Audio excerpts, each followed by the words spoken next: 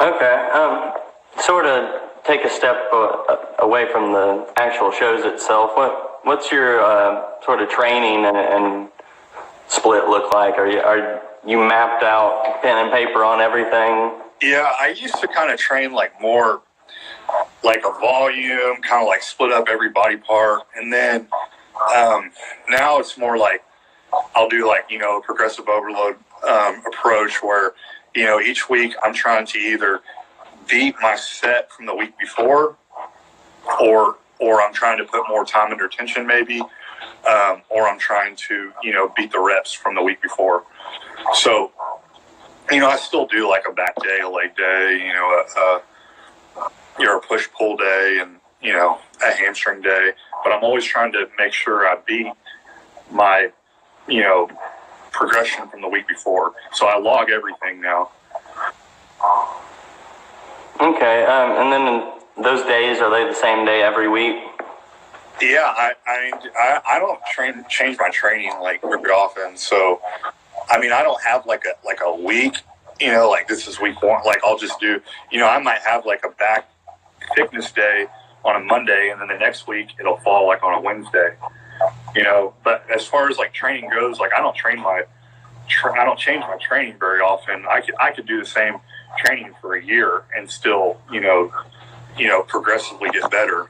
A lot of people, they want to be like entertained when they go in the gym, and it's not. Your body has to like, you may know how to do the exercise, but your body has to like master that exercise. So if you can master an exercise and then progressively get better at it, that's how you make your gains.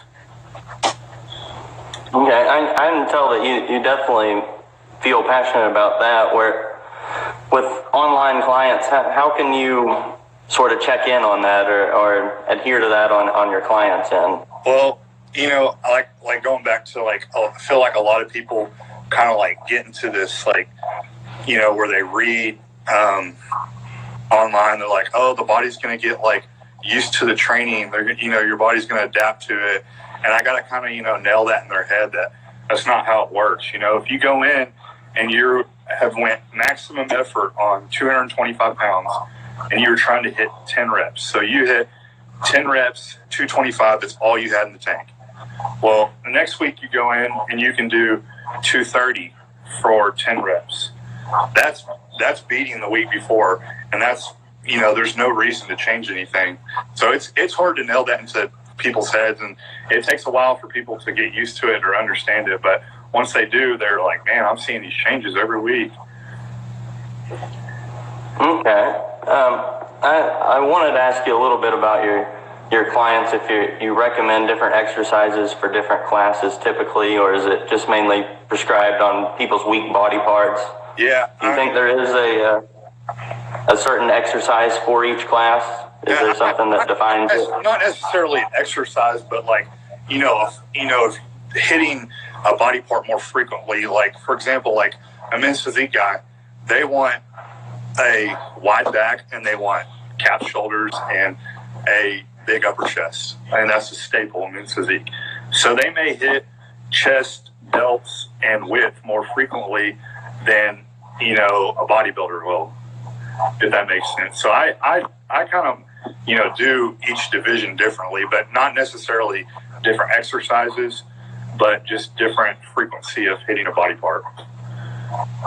Okay, that makes sense. And I go back to you a little bit.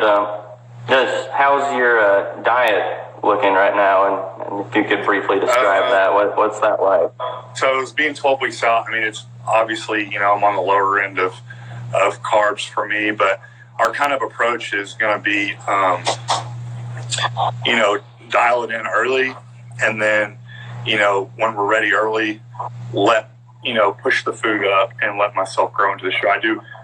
That's how we worked last year, and it worked really well. So, but yeah, I'm moderate fat right now, high protein, and then my carbs, I would say on the low end for me, but I'm still getting a refeed once a week, just to kind of keep that metabolism going.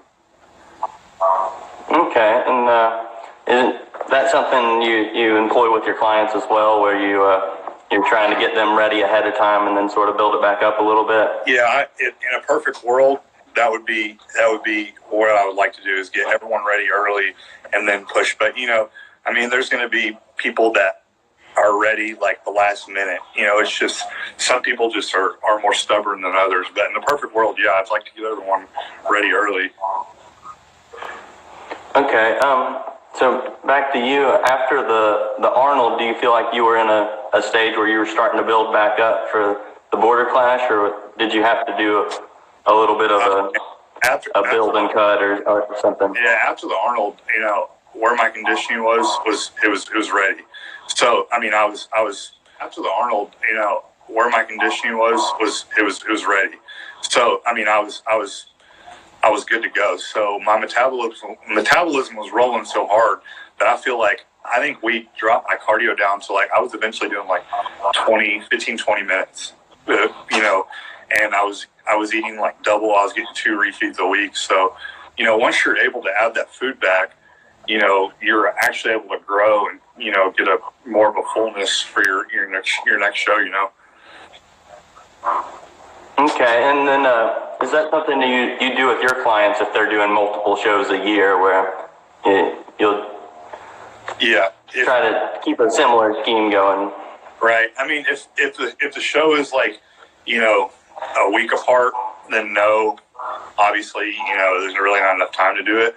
But if a show is 3, 4, 5 weeks apart, then yeah, I mean, if their metabolism is in a good spot, I mean, there's no reason why you shouldn't be able to, push the food up some. It works for some people it don't, Okay. So normally at this point, I've been asking people how their diet changes going into a show. So I guess I'll ask you the reverse question. How is your diet differently in the off season? What was the goals there? Pretty much just eat as much as possible. I mean, I kept it clean. I still did 1 cheat meal a week. Rarely I would do 2. But, I mean, I was just eating, an abundance of calories. So it really wasn't much different, just more food. Okay. And then going, off-season goal-wise, do you think of it more as trying to get as many calories as you can to set that baseline high for cutting, or do you look at it like a weight muscle type thing where you're just trying to build as much muscle mass as possible? Obviously, you want to put on as much muscle as possible, but at the same time, you need the calories to grow. So, you're pushing your calories up as high as you can without getting, too fat is a good thing, because, you have a better starting point of prep. But I think, probably a lot of y'all saw my story the other day is, sometimes you can get your calories up to X amount, but that doesn't mean you're not going to have to suffer during prep. Some people have to get their calories down to a miserable amount. It's just how their body is, Oh, yeah. So, that being said, there's a lot of individual differences there. If someone's trying to pick up some notes from this, what's could be some general advice for this prep period or whatnot? And just, I guess, honestly, it's all about finding what works for you. I mean, I can sit here and talk all day and tell you what I do with my clients, but it's going to be what works for you. I mean, you could, diet, say you're a female, you could diet on 2,000 calories a week maybe and lose weight. I don't know. Or you could be one of those ones that has to have 800 calories a week or 800 calories a day and do 2 hours of cardio. I mean, it's just the ugly truth. Everyone's different. Everyone's metabolisms are different. So it's just find out what works for you, honestly. Okay. So we've touched on the diet side and the training side a little bit. But what do you do yourself for posing wise? How often do you practice that? Yeah, I have a opposing guy from my gym. He's a really good friend of mine. His name's Mike Hatchett. I know he does a ton of people's routines in Arkansas. So I have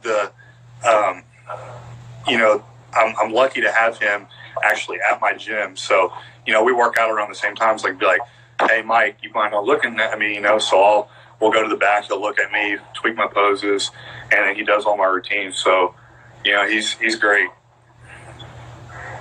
And you just try to do that as frequently as possible every time you see him there? Yeah, basically anytime he's there, I'll especially in prep. I need to get better probably posing in the off season. But yeah, in prep, I utilize him as much as I can. And he doesn't live far from me either. So, if I need to go out and see him, I will. What's duration like on that? How long do you practice posing in a session? Sorry, this light went out. I try to do if we're posing, post workout, I'll probably try to do it for 15 minutes. But obviously Mike can't always be there. So if I'm home, I'll practice in the mirror for 30 minutes here and there. In between sets, I hit a pose. But in the past, I haven't done a very good job of practicing a routine.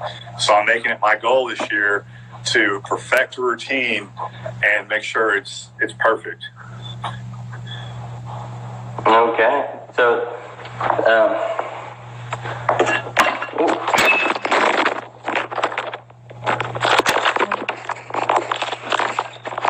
lost things there. I guess we'll take this more to the coaching side now.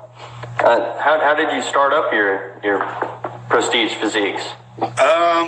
Let's see. In 2014, I was hooked up with my first coach, and he's been doing it for, a long time.